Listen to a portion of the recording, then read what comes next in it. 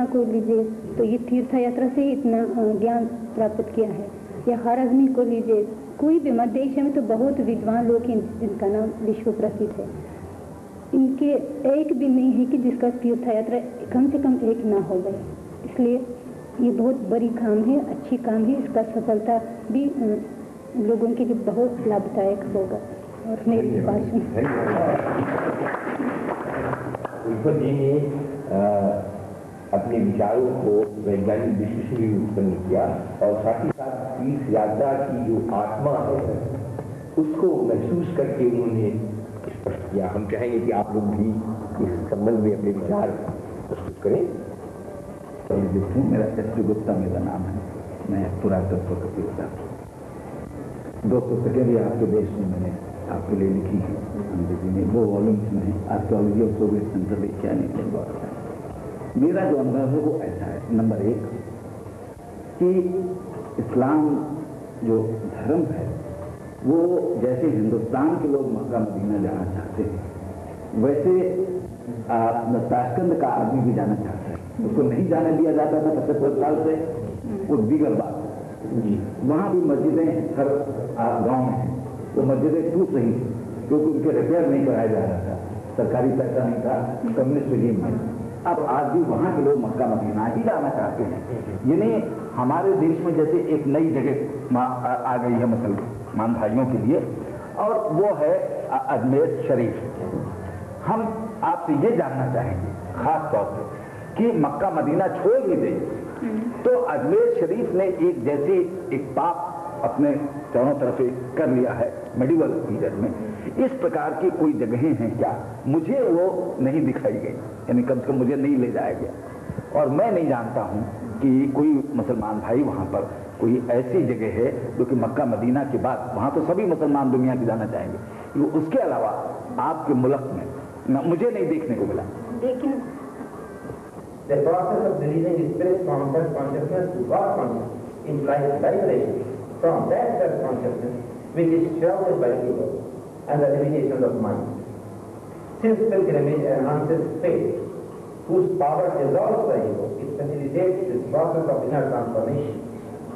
In its beautiful story, Sri Ramakrishna, the references of the late 1988, tells us about the unbelievable power of faith. Lord Shiva का doctor पाल को भी किया है, उन्होंने Vietnam में Persian में अपना बहुत डिटेल से लिखा है कि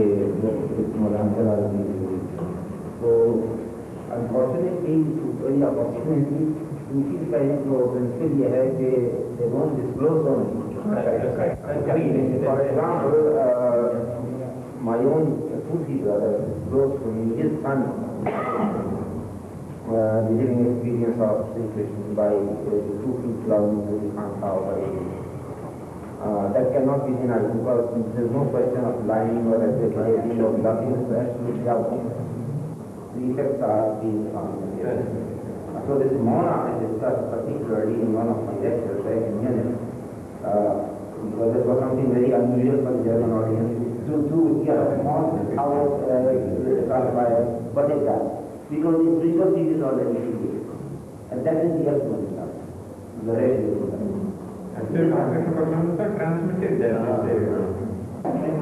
faith जो है और भक्ति है, आस्था है, श्रद्धा है, ये तो हमारी तीर्थ यात्रा की आत्मा है। बिना इनके तीर्थ यात्रा का कोई अस्तित्व नहीं।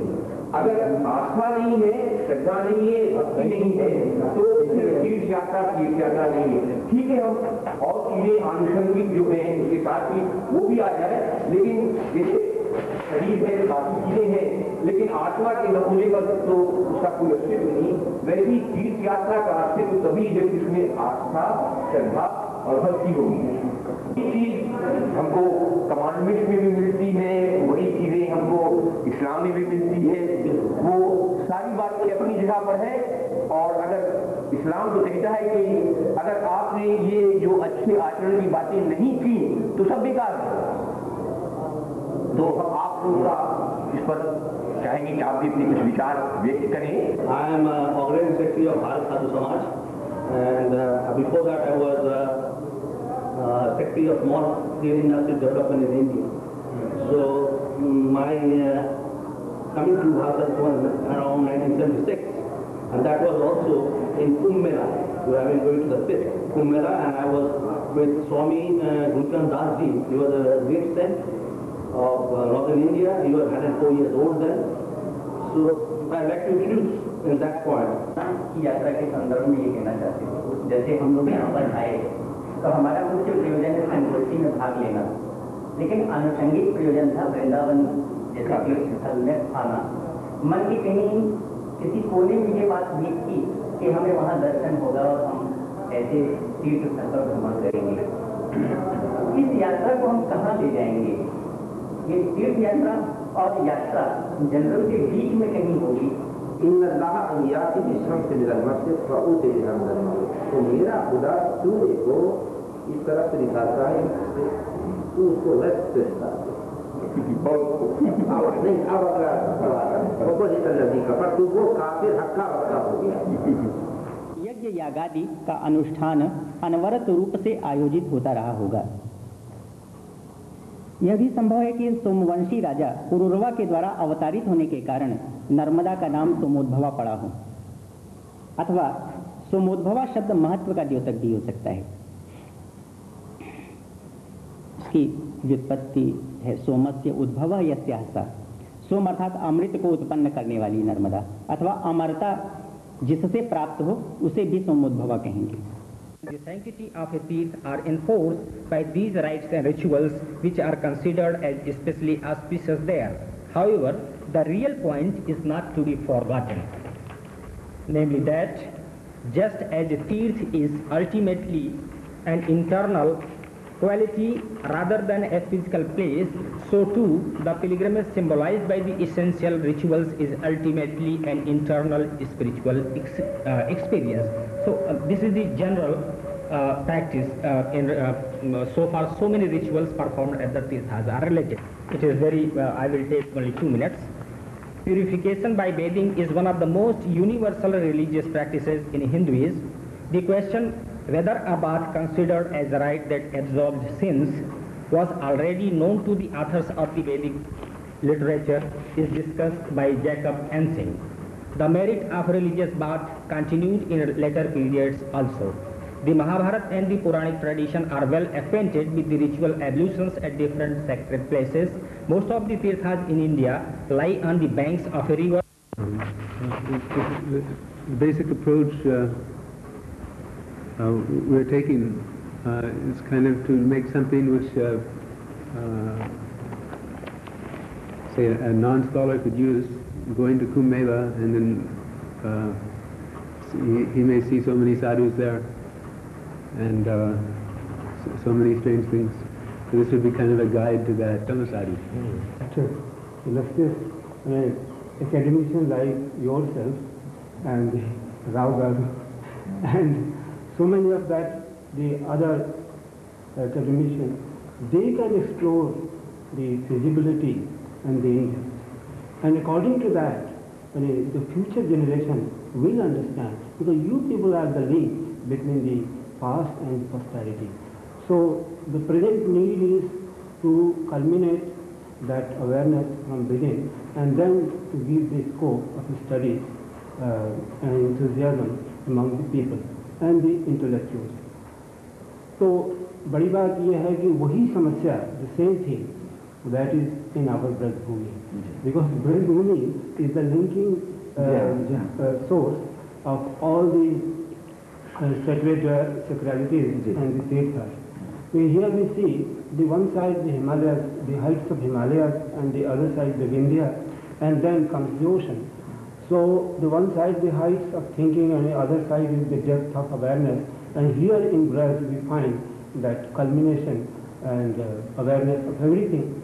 Because Braj, that when we trace back to the history, and you people, the great scholars and archaeologists, know that the Paleolithic and Mesolithic age and the early inception of the historical studies are also found here. So according to that, one can think that before the incarnation or the avatar of Sri Krishna, the Braj has been one of the highest sphere of source of inspiration in all walks of life. And after that was assimilated the incarnation in the enactments and the leelas of Krishna. Then it became more simplified, and then we see through the sentences of history that how the Braj consciousness moves along the different diverse cultures. And along the Silk Route, then we find that the many phases of the history that has been culminated from the Mathura Kalya. And when we come to Vrindavan, the Vrindavan is the discovery of the great saints like Chaitanya Mahaprabhu, Mahaprabhu Vallabhacharya, Mahaprabhu Nimbarkacharya, and the other great saint poets.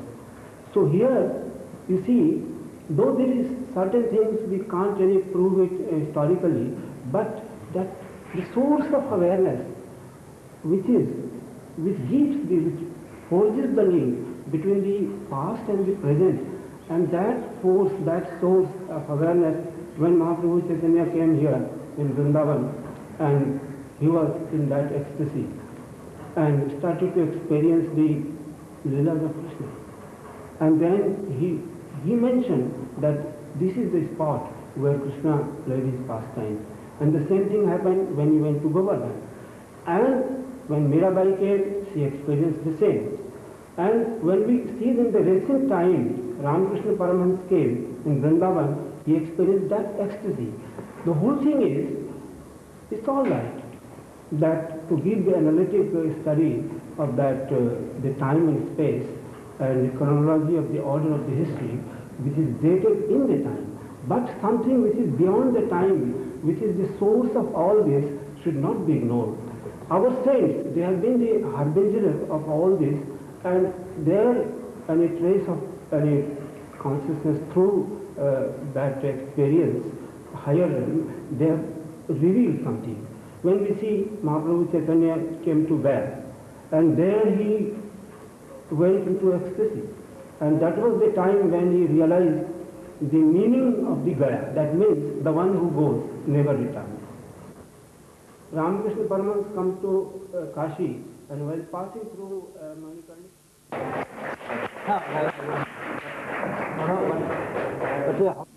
तैयार करने का प्रयत्न किया, जबकि कि सूत्र को मैंने भागवत महापुराण से भी और महाभारत से भी लिया है, लेकिन आधुनिकता पर भी इसे डालने का प्रयत्न किया है, विशेषकर हिंदी के स्वच्छंदतावादी छायावादी कवि जयशंकर प्रसाद, सुमिंद्र रंजन पंत और गोपाल सिंह नेपाली के काव्य में भी, यानी आधुनिक कवि भी इस तीर्थ परंपरा को किस रूप में देखना चाहते हैं, इस रूप में यह आलेख। यह जो एक ज्यामिति बनी हुई है, जो एक भूगोल बना हुआ, जिसका प्रतीक गंगा और यमुना की सेतु संस्कृति के रूप में गोवर्धन संस्कृति है, और उसके प्राण स्थल वृंदावन में जहाँ पर कि वेणु का निनाद हुआ, तो इस वेणु के निनाद में जहाँ पर कि महारास का आह्वान हुआ, और उस महारास में संपूर्ण ब्रह्मांड को पहुँचने की सूचना दी गई, और ऐसा काम श्रीमद् भागवत में जिस समय इसका आख्यान रास पंचाध्याय में परमहंस सुखदेव करते हैं, तो कहते हैं विक्षरन्तु मनश्चक्रे, कि परमात्मा ने अपने मन से, योग माया से और इस संकल्प के साथ उनको अभिहित किया कि मेरे आनंद की सूचना पूरे ब्रह्मांड में पहुंचाओ कि मैं महारास की रचना कर रहा हूं, और प्राणी मात्र को आधि भौतिक, आधि दैविक और आध्यात्मिक इस सब के अभ्युदय के लिए पृथ्वी के और लोकोत्तर के समस्त आत्माओं को, ऋषियों को और देवताओं को, सबको इसमें आत्मसात होने के लिए आहूत करता हूँ। तो लेकिन फिर वही बात आ जाती है कि महारास में किसका प्रवेश हो। प्रवेश किसका हुआ? भगवान शंकर और पार्वती ने इसका उत्तर दिया।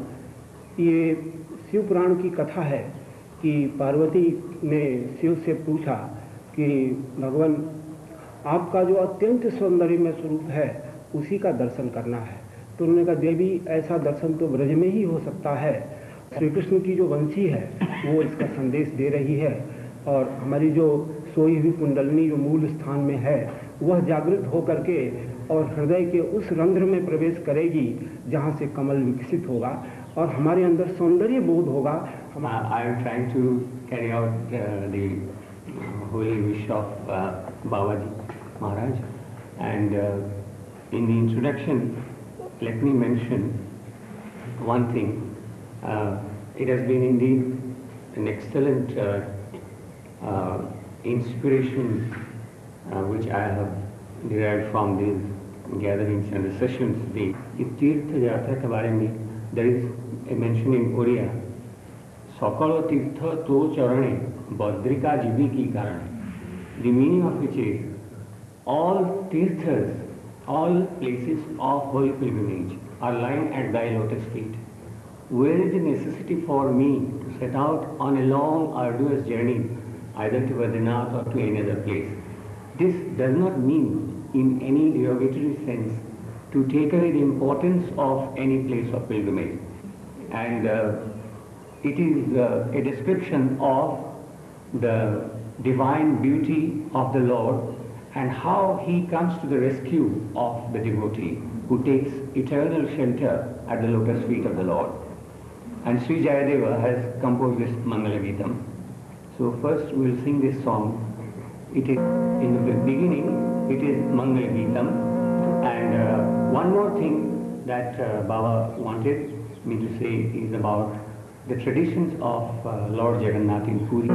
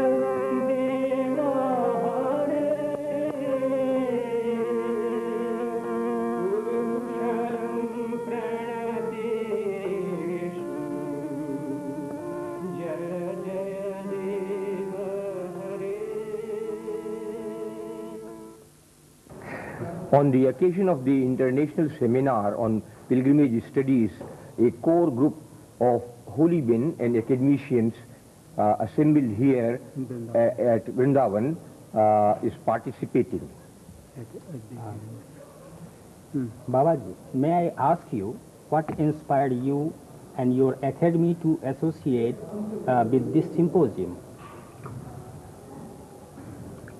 This has been the great inspiration, the indivisible force of the divine float is Sri Krishna, who has been himself considered in this sacred soil a great voyager, a great pilgrim, who herded the cow in the pastoral land of Vrindavan.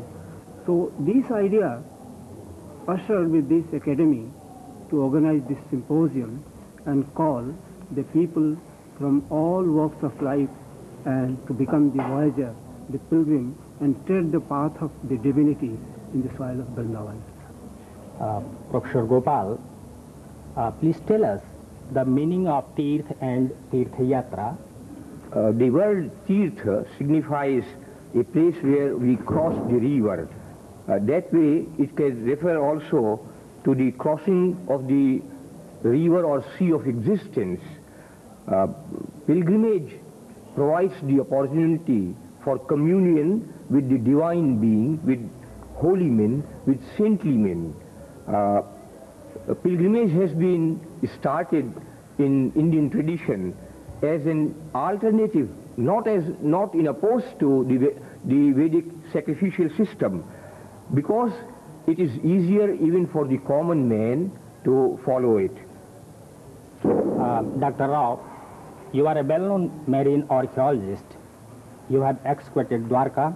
How has marine archaeology helped in establishing the historicity of Dwarka, and how the results of the underwater excavations is connected with Vrindavan? Both of these places are well-known pilgrimage centers. Yeah.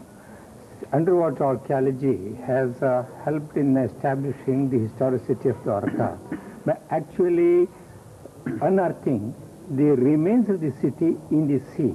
And it has also proved the statement made in the Mahabharata that Dwarka was submerged by the sea. So the remains are at 10 meters depth in the sea.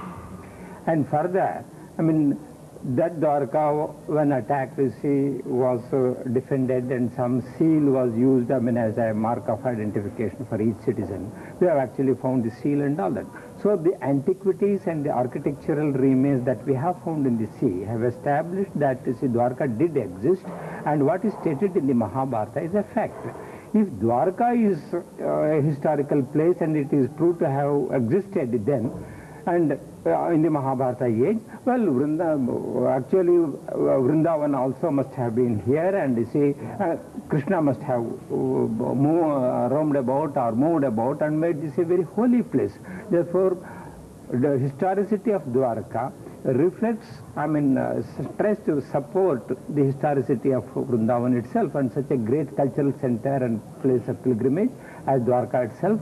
Therefore, underwater archaeology has tried to prove what Mahabharata says, I mean, about Dwarka. It will also prove, I mean, excavations here on land and in the riverbed, I mean, is bound to prove. And the Govardhan cult. Yeah, and the Govardhan cult, particularly Vraj is a very sacred land and all. And goes back to that Paleolithic and Mesolithic. Yeah, Mesolithic. Because you have even pre-Vedic, pre-Mahabharata period vestiges, even this area itself, just as we have in the Dwarka area. Dr. S.P. Gupta, we would like to know from you the role of pilgrimage system in cultural tourism. Well, in India, the cultural unity is the only kind of unity that we have and of which we are conscious. And this is promoted only through the medium of pilgrimage. Even people coming from outside India always like to visit our cultural places and the places of pilgrimage like Kashi, Prayag and other places. They are not interested in our big dams or in our Tata steel in the plants. So therefore, this is the only institution, the pilgrimage is the only institution through which the unity of the country is maintained and which is reflected in their everyday life. They visit Vrindavan also, isn't it? They visit Vrindavan also. Yeah, this is one of the most important place of pilgrimage and cultural center, and it has got to grow like that. Yes. Yeah. And the Vrindavan is the spirit of the pilgrimage as well as the living experience of... They even go to Mathura to see the museum, to see the ancient antiquities, the images collected there. Yeah. So that is a historical perspective, the time perspective, the space perspective. It is the pilgrimage. Dr. Singh, S.P. Singh, may I ask you the philosophical significance of pilgrimage in the Vedic traditions? Very significant question. According to the Vedas, he is trying to search him in the course of all the forms of pilgrimages. This is the Vedic philosophy which we have behind pilgrimage. Yes. Is there any reference in Agni Sutras where that the emancipation of such urge is mentioned? Yes, there are so many references in the Vedas, particularly in the Rig Veda, in the Agni Suktas, where there are references to points of pilgrimage. But the tradition finds full mention only in the epics and the Puranas. That is true. That is true. Professor but the roots Bellary, go back to that. Professor Valerio, you are associated with the Krishna conscious movement. Could you please tell us something about the role of Krishna consciousness in the pilgrimage institution, development of pilgrimage institution? As a society, our Krishna consciousness has spread all over the world. And it's becoming generally understood to know spiritual life, you have to come to India. And when you're in India, you have to know that to find spiritual life, you should come to Vrindavan. And so the pilgrimage effect is actually taking place all over the world. As a society, we're registered in every country in every major language. Editions of Bhagavad Gita are being printed. And we were talking earlier about in Russia now, we have many thousands of people who are chanting the holy name. There's Rath Yatra Festival in the city of Moscow. Now that the bloc countries are open, there's a massive surge of translation work going on with Bhagavad Gita, and it all spells out the idea of pilgrimage to India. Do you mean to say that the philosophy of Bhagavad Gita has appealed to the Western bloc? It's not only, specifically now in the Eastern and Western bloc countries, because there's such a hunger for this knowledge. And we're talking about people who are starving for generations and generations. Finally, this literature is coming to them. We have had they are making their way to Vrindavan. They're all coming to Vrindavan. We've had different groups of people from Russia. We've had parties coming on pilgrimage already in big groups. Also from China, from all parts of the world. Our Prabhupada Ji Maharaj, who has been the great harbinger of this inspiration. He inspired this Krishna consciousness all over the world, and his idea was to actually direct everyone. He made the pilgrimage there and inspired thousands of people, and that has caused that the source of awareness that the people are coming to this holy land. And the effect of this is absolutely incredible, because it denotes a possibility for world peace. And that was his message, that actually, if this knowledge... Professor Beg, you have Islamic background, and you visit Vrindavan too. Could you please tell me how you synthesize the Sufi spirit and the message of Gita in the context of pilgrimage traditions? When in the Holy Quran, God addresses man in terms of man's relationship with him, it is al-insan. The spirit of pilgrimage or Hajj is a transition of consciousness from one plane to another, from al-Arab to al-insan. This is fundamental. This is the fundamental, the meaning of Hajj from the standpoint of the Sufis. And here I find a consonance in the Holy Gita and the spirit of pilgrimage as represented in Hajj, because that too is a transition from one plane of consciousness to another plane of consciousness. Yes, that's excellent. Being a professor of psychology, Professor Beg has been student of psychology, and also he understands the theology of both spheres of consciousness. The one side, the Ilham of Hazrat Muhammad, the other side, the Ilham of Bhagavad Gita. It's right. Babaji, can we request you to bless our venture in the interest of the problems which we are facing in our national and spiritual life, and also for the peace and harmony in the world? Let me add one thing more. What is the message of this symposium? Yeah, that's the great thing is that something that ushers in our heart, in our heads, in our reasoning, in our roots. That is how the pilgrimage has occurred here first time, or we can say in an academic way, it's a great journey that has occurred, the opportunity to meet together and discuss and think it about the in-depth studies of the pilgrimage.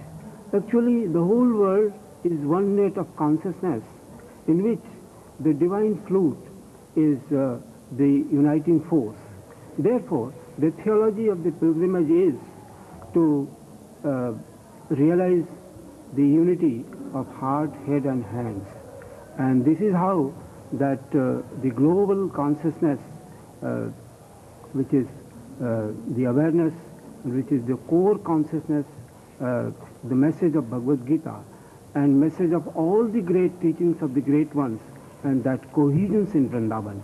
This institution, the Braj Academy, was founded just to forge the link of this consciousness, and in that way, from Prayag to Vrindavan, the institution of pilgrimage at Prayag and the Braj Academy at Vrindavan has joined together to move this venture.